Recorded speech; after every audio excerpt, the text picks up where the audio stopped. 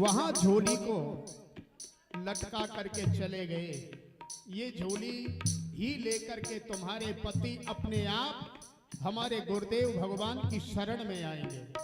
झोली में चमत्कार था साहब, झोली को उठा नहीं सकी, जान करके छोड़ दिया। यहाँ महाराज दरबार में उपस्थित है, बड़े न्यायकारी हैं, न्याय शासक हैं, तो बड़ा अच्छा न्याय करने वाले हैं। आइए महाराज न्याय निकेतन में किस प्रकार का फैसला और अपने पूर्ववासियों के लिए, याचकों के लिए, फैसला कराने वालों के लिए दिया करते थे।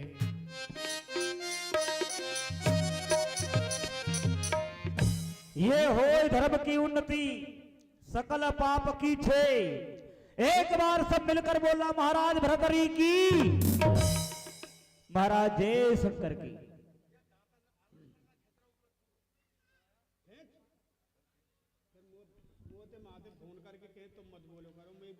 धर्म मूर्ति धर्मावतार उज्जैन नरेश, बोलिए राजा भरतरी महाराज की, बोलिए राजा भरतरी महाराज की। अटल कीर्ति महाराज की, अटल कीर्ति महाराज की। बढ़े राज और ताज, दुश्मन का मगचूर हो छत्र छिपत लो ताज। सिंहासन आसन रहे, रहे न दुख की लाज। चंद कलाचित चौगनी बढ़ा रहे नितराज। बोलिए महाकाल भगवान की जय। इस समय सभी सभासद यहाँ उपस्थित हैं।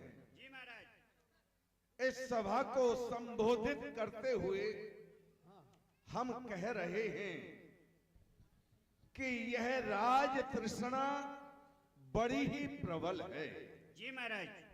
मृग तृष्णा तो केवल एक मृग का ही प्राण लेती है, लेकिन जो यह राज तृष्णा है, यह तो राज का, राजकोष का, राज परिवार का, सबका बलिदान लेती है। जैसे एक चित्ती पर दो लाल लड़ते हैं, पहलवानों की कुश्ती प्रतियोगिता होती है, पुरस्कार स्वरूप में उसको दिया जाता है।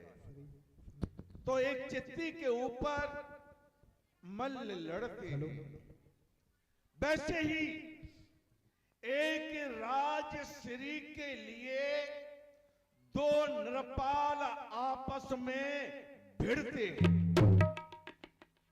जो हारता है वह तो हारता ही है, किंतु जो जीतता है उसकी भी एक प्रकार से हार ही हार है। वह कैसे?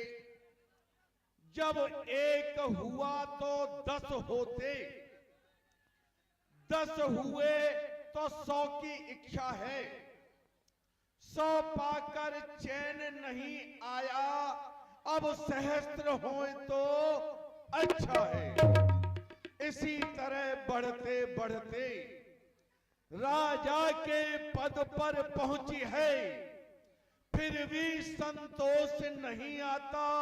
ऐसी ये डाहिन तृष्णा है।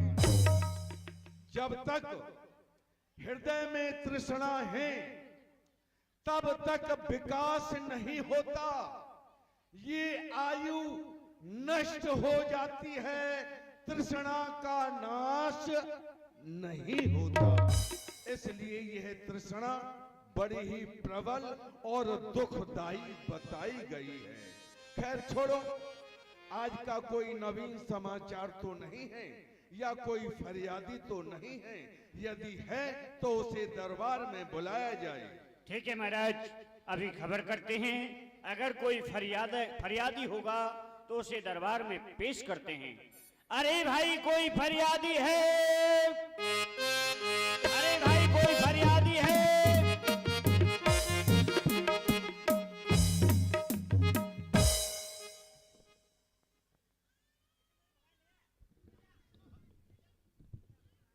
मंत्री जी, कहिए। मैं एक दीनहीन ब्राह्मण हूँ और मैं आपके महाराज से मिलना चाहता हूँ। क्या कहा? महाराज से मिलना चाहते हैं? तो ठीक है, अभी आपकी सूचना भेजते हैं। ये वही श्री गोरखनाथ जी महाराज हैं, ब्राह्मण का रूप धारण करके और महाराज के दरबार में आते हैं। ब्राह्मण का रूप धारण करके ही गोरखनाथ भगवान आए हैं। महाराज के जीवन की जय जयकार हो। कहो प्रतारी, क्या समाचार है? महाराज, उज्जैन नगरी की प्रथम डोरियों पर एक ब्राह्मण देव का आगमन हुआ है और वह दरबार में आने की अनुमति चाहता है। क्या कहा? प्रथम डोरियों पर ब्राह्मण आए हैं? जी महाराज। ठीक है, उन्हें आदर के सहित दरबार में लेकर आओ। ठीक है महाराज। आइए ब्राह्मण देव, चलिए। आपको दरबार में बुलाया।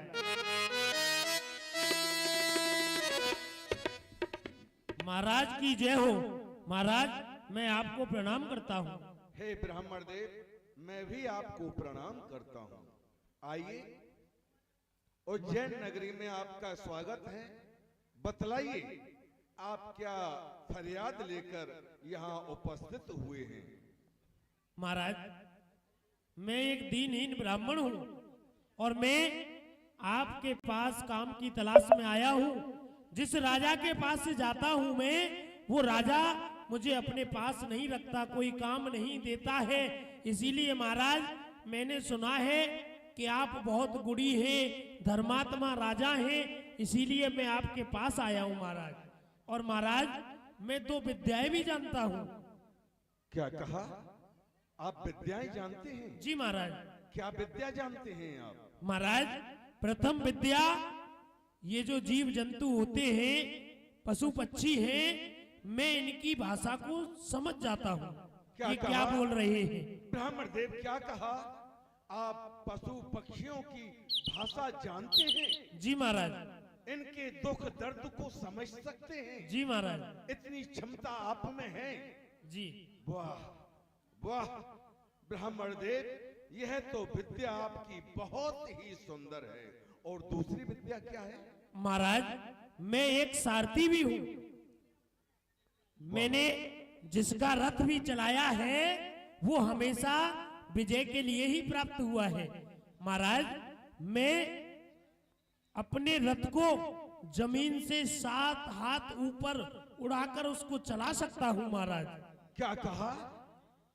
आप युद्ध में अपने स्वामी के साथ सारथी करते हो रथ पर? जी महाराज। उस रथ को पृथ्वी से 7 हाथ ऊंचा उड़ाकर विजय दिलवाते हो? जी महाराज। गजब! वाह, यह भी विद्या आपकी सराहनीय है। वैसे हमारा भाई विक्रम भी युद्ध में रथ को 3.5 हाथ उड़ाकर विजय पाता है, लेकिन आप तो महान हैं। फिर भी वह राजा मूर्ख हैं जिन्होंने आपकी विद्याओं की कद्र नहीं की। बोलिए ब्राह्मण देव, क्या आप हमें यह सेवा दे सकते हो? क्यों नहीं महाराज, आप तो गुणी हैं, आप अवश्य ही इस सेवा को जान सकते हो महाराज, इस विद्या को जान सकते हो। तो ठीक है, जब तुम सारथी हो कुशल, तो अश्व पालन करना भी भली प्रकार से जानते होंगे। क्यों नहीं महाराज।